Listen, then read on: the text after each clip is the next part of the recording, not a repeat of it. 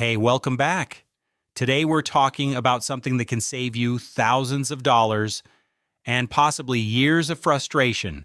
Buying land sounds simple, but one wrong move can trap you in endless legal or financial headaches. After more than 15 years in real estate and private investing, I've learned that the most expensive mistakes are often the quiet ones, the boxes you didn't check, the questions you didn't ask. So before you ever put a dollar into any piece of cheap land, here's exactly what I verify, step by step. Let me start with the foundation, ownership. I always begin here because without clear title, nothing else matters. Ask the seller for a certified copy of the land title or deed and confirm it matches their legal name exactly. Then, verify that document with the local land registry or assessor's office. In many countries, titles are digitized now, so you can request a quick record search for a small fee, usually under $50. You'd be surprised how often properties are sold by relatives, middlemen, or even scammers posing as owners. I've seen deals where the person selling the land didn't legally own it at all. According to regional registry data, up to 15% of rural land disputes trace back to improper or duplicate titles. Without clear title, you're not buying land. You're buying a legal problem that could take years to unravel. What makes this even more critical is that title fraud has become increasingly sophisticated. Forged documents, outdated records, and unofficial community titles can look legitimate at first glance. That's why I always cross-reference the seller's ID with the name on the deed and then verify both with the government registry. Some registries even offer online verification portals where you can check title status in real time for a nominal fee. I've walked away from deals where the seller insisted everything was legitimate but couldn't produce a current certified title. It's not worth the risk. The thing is, ownership is the single point of truth in any transaction. If you can't prove it cleanly, there's no investment, only risk. Once ownership is clear, the next step is to find out what debts or obligations might be attached to that land. Here's something most buyers miss. Cheap land often comes with hidden baggage. Unpaid property taxes, mortgages, or liens from previous owners can transfer to you the moment you close the deal. I always request a tax clearance certificate and a lien search from the local treasury or registrar. These documents confirm whether any legal or financial claims exist on the property. In most regions, delinquent tax properties can accumulate penalties at 2 to 4% per month, and unpaid liens can allow creditors to seize the property even after you've bought it. I've seen buyers lose their new investment within a year because they didn't check this first. The seller might be friendly, the price might look amazing, but if there's a lien sitting quietly in the records, you're inheriting someone else's debt. Let me give you a real example. A colleague once bought rural land for what seemed like a bargain, 30% below market value. 6 months later, he received a notice from the bank. The previous owner had used the land as collateral for a loan, and that lien was still active. My colleague had to pay nearly twice the purchase price to clear it or risk losing the property entirely. That's the reality when you skip the lien search. Tax clearance is equally important. In some jurisdictions, unpaid property taxes can accumulate for years, and the new owner becomes responsible for the full amount. I always ask for at least 3 years of tax receipts to confirm the property has been current. If the seller hesitates or can't provide them, that's a red flag. You don't truly own land until every hidden claim is cleared. Cheap land with a lien isn't a discount. It's a debt waiting for you to inherit. Once the title is verified and the liabilities are clear, it's time to confirm what the land is legally allowed to be used for. I always check local zoning maps early. This tells you what the land can and cannot be used for, the residential, agricultural, industrial, or conservation. Municipal planning offices can provide zoning certificates for a nominal fee, usually between $20 and $50 depending on the area. It's common for investors to buy land intending to build homes, only to discover it's zoned exclusively for farming or protected forest. According to planning data from multiple regions, reclassification can take anywhere from 6 months to several years, so not if it's even allowed. Some zones are permanently restricted by national or environmental law. I learned this lesson early in my career. I bought a small lot intending to build a vacation rental. The price was excellent, the location was beautiful, and the seller assured me it was buildable. Turns out, the land was zoned for agricultural use only, and the local government had a moratorium on reclassification due to food security policies. I held that land for 3 years before finally selling it at a loss. Now, I always get the zoning classification in writing before making an offer. I also check if there are any pending reclassification requests or zoning amendments in the area. Some municipalities publish their planning calendars online, which can give you insight into future changes. If you're planning to develop the land, you need to know not just what it is today, but what it's likely to be tomorrow. Zoning defines potential. If your plan and the land's designation don't align, you're not investing. You're speculating on a future change that may never happen. Next, I always turn to the most basic but overlooked element, how you actually reach the land. Some land looks perfect on a map, but is landlocked in reality. You'll want to verify that there's an official right-of-way registered in the title or deed. A visible dirt path isn't enough. It must be a legal easement, documented and recorded. A quick check at the survey office will show whether the property has road access. Without it, you may need to negotiate an easement with a neighbor, which can take months and cost thousands. In certain rural areas, access-related disputes account for nearly 20% of property lawsuits. I've seen deals fall apart entirely because the buyer assumed the dirt trail they walked on was theirs to use. Here's what happens in practice. You buy the land, you start planning construction, then a neighbor shows up and blocks the only access road, claiming it crosses their property. Suddenly you're in litigation, spending thousands on legal fees, and your project is on hold indefinitely. I've watched this scenario play out more times than I can count. The solution is simple but non-negotiable. Before buying, ask for proof of legal access. This could be a recorded easement, a dedicated public road, or a clause in the deed guaranteeing perpetual right-of-way. If the seller can't provide it, walk away. You can also visit the property and trace the access route on a map, then verify it with local authorities. In some regions, especially rural or mountainous areas, access rights can be informal or based on tradition. That's not good enough. You need legal documentation that will hold up in court if challenged. Access equals usability. A plot you can't legally reach is a plot you can't truly own. Now that you know how to reach the land, it's time to understand what's underneath it, the soil and water. Always check the flood history and soil condition before buying. Flood maps are usually available through national disaster agencies or local environmental offices. A soil test from a licensed engineer costs a few $100s, but it can save you from repairing foundation damage that runs into the tens of thousands later. Land in flood-prone zones may look lush and cheap, but recurring flooding can make it uninhabitable or impossible to insure. Similarly, clay-heavy or loose soil can't support standard construction without costly reinforcement. Typical mitigation can run 10 to 25% of total construction costs, depending on the region. I always order a geotechnical survey for any property I'm serious about. This report will tell you the soil composition, load-bearing capacity, drainage characteristics, and any subsurface issues like sinkholes or rock layers. It's especially important if you're planning to build structures or dig wells. Flood risk is another factor most buyers underestimate. A property might not have flooded in recent years, but that doesn't mean it's safe. Climate patterns are changing, and areas that were once dry are now experiencing seasonal flooding. I check both historical flood maps and predictive models when available.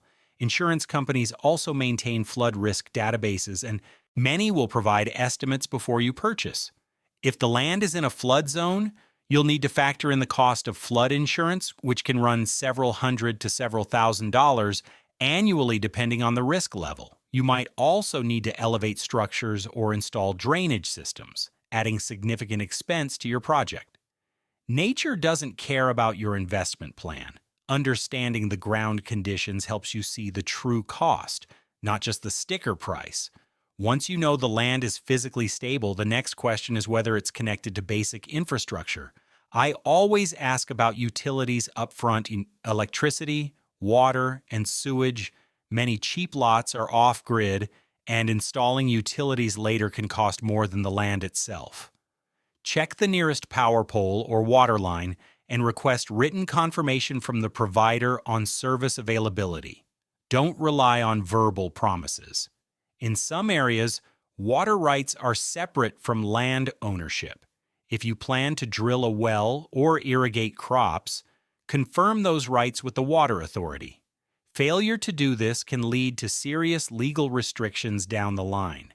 I've seen agricultural investors blocked from using their own wells because the water rights were never transferred. Let me break down the typical costs. Running electricity to a remote property can range from $1,000 to $5,000 per kilometer, depending on terrain and provider policies.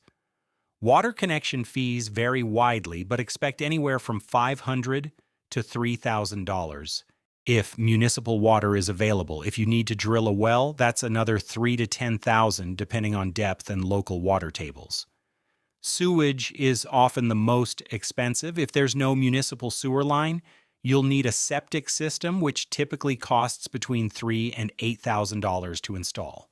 In areas with poor soil drainage, you might need an advanced treatment system, which can push costs even higher. I also check for internet and phone service availability. It might seem minor, but in today's world, connectivity affects both usability and resale value. Properties without reliable internet access are harder to sell, especially to remote workers or younger buyers. Infrastructure is value. A property without access to utilities isn't cheap, it's unfinished. Now that the basics are covered, let's look at the larger picture, the environment around the property. Environmental regulations can override ownership. Check if the land falls under protected forest, conservation, or agricultural preservation zones. Local environment or agriculture offices maintain open access maps for these, and they're usually available online for free. If your land is classified as agricultural, you may face restrictions on building structures or selling to non-farmers. Violating these can result in demolition or forfeiture. It's also worth checking if there are any ongoing environmental investigations. Nearby, some pollution or contamination can impact resale value dramatically. I once looked at a property that seemed perfect. Great price, good location, clear title. Then I checked the environmental registry and found that a nearby factory had been cited for groundwater contamination. The investigation was still ongoing, and while the contamination hadn't reached the property I was considering, the stigma alone would have made resale nearly impossible. Agricultural land often comes with specific use restrictions. In many countries, agricultural zones are protected to ensure food security.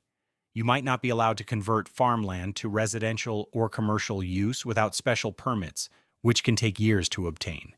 Some regions also have right-to-farm laws that protect farmers from nuisance complaints, meaning you could buy land next to a farm and have no legal recourse against noise, odors, or early morning operations. Environmental assessments are relatively affordable and can reveal hidden issues. Phase 1. Environmental assessments cost between $500 and $1,500 and involve reviewing historical land use, checking for contaminants, and assessing potential environmental liabilities. If red flags appear, you can order a more detailed Phase 2 assessment before proceeding. Land value is shaped by policy as much as by location.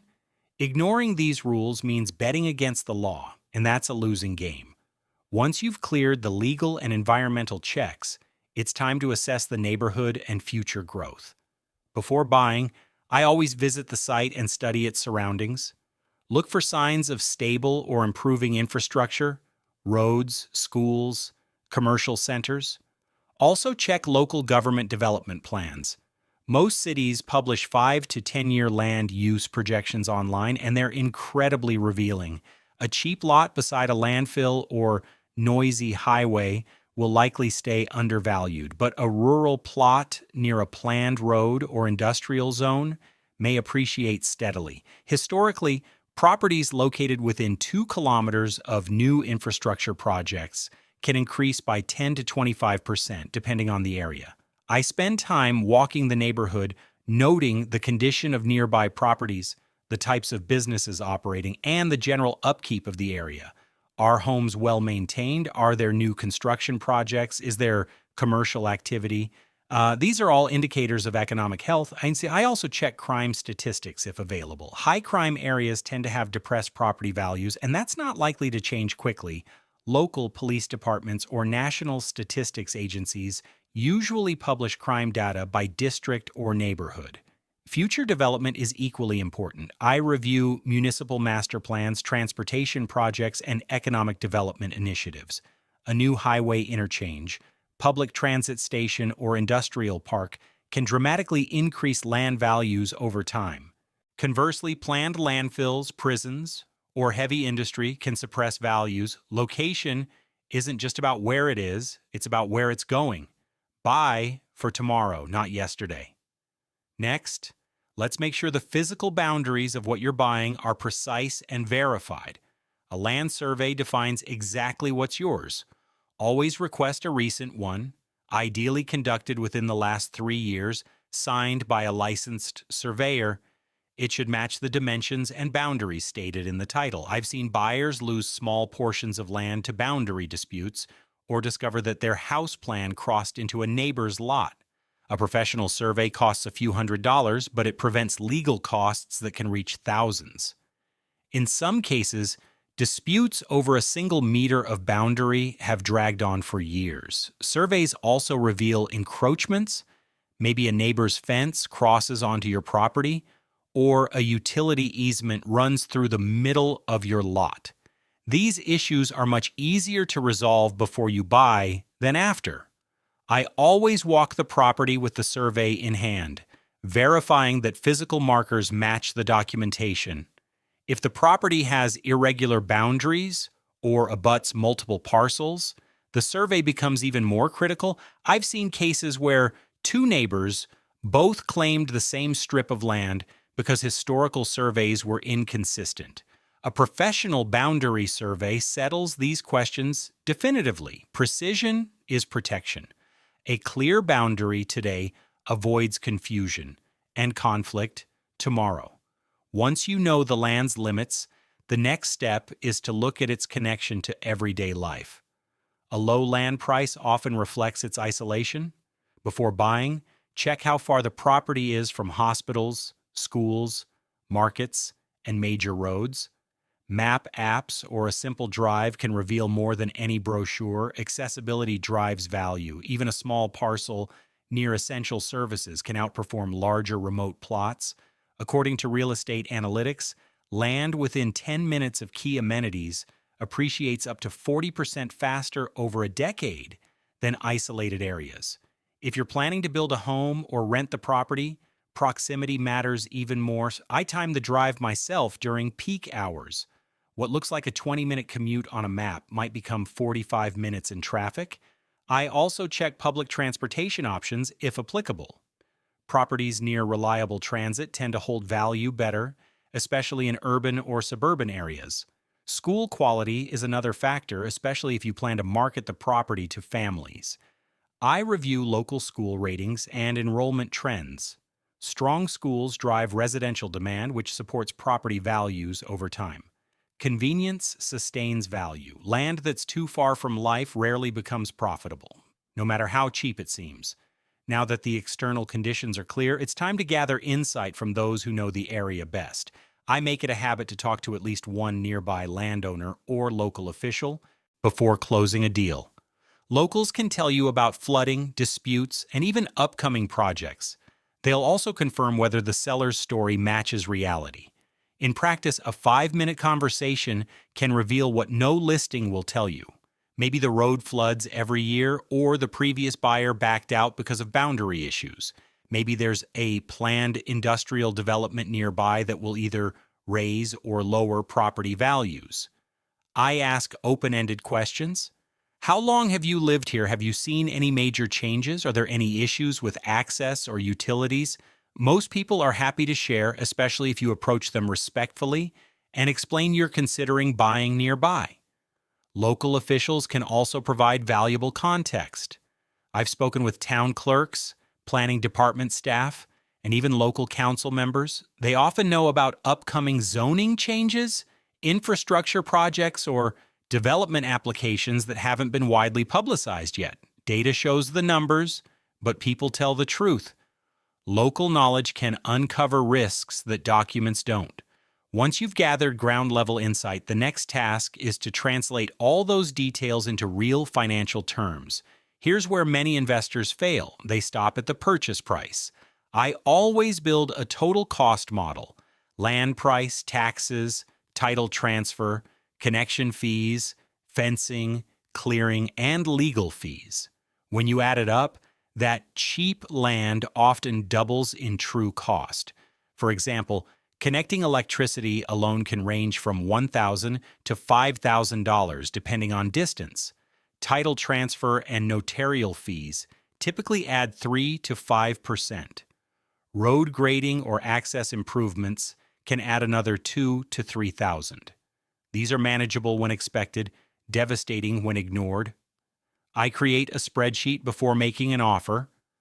I list every expense I can anticipate: survey, title insurance, legal fees, permits, utility connections, land clearing, fencing, and ongoing property taxes. Then I add a contingency buffer of 10 to 15% for unexpected costs. This exercise often reveals that a cheap property isn't actually cheap at all. A $10,000 lot might require $8,000 in improvements before it's usable. Suddenly, you're competing with better located properties at $18,000 that need no work at all. Good investors price the whole picture, not just the sticker. Numbers are honest when you include all of them. Now let's talk about the people who make these transactions safe and why skipping them is a costly gamble. You should never finalize a land deal without professional help. A local attorney ensures all documents are authentic and compliant. A licensed broker can confirm market rates and handle negotiation fairly. In my experience, their fees, usually around 3 to 5%, are nothing compared to the potential losses from fraud or invalid deeds. According to the National Association of Realtors, unrepresented house buyers face up to 30% higher risk of title or boundary disputes. A good attorney will review the title, check for liens, verify zoning, and ensure the deed is properly drafted and recorded. They'll also handle escrow if applicable, protecting both parties during the transaction. I've used attorneys who discovered title defects that would have cost me tens of thousands to resolve later. Real estate brokers bring market knowledge. They can tell you if the asking price is fair, what similar properties have sold for, and whether the area is appreciating or declining. They also have access to multiple listing services and off-market deals that you might not find on your own. Expert advice isn't a cost, it's insurance. Paying for professional oversight means you buy peace of mind along with the land. Once you've done all the verification, there's one last step: understanding how this fits into your bigger investment plan. Before buying, I always ask, what's the plan if I need to sell? Cheap land can take years to liquidate if it's in a slow market. Review local sales data and compare average holding times. If resale demand is weak, consider alternative uses: leasing, farming, or holding for infrastructure expansion. Think of land not just as an asset, but as part of your portfolio timeline. A plot that's illiquid can lock up capital you might need elsewhere. I've seen investors forced to sell at a loss because they needed cash and couldn't wait for a buyer. I research recent comparable sales in the area. How long did properties stay on the market? What was the final sale price compared to the asking price? Are buyers primarily investors or end users? This tells me about demand depth and liquidity. I also think about alternative exit strategies. Could I lease the land to a farmer or developer? Could I subdivide and sell smaller parcels? Could I hold it for 5 to 10 years and benefit from infrastructure growth? Having multiple options reduces risk.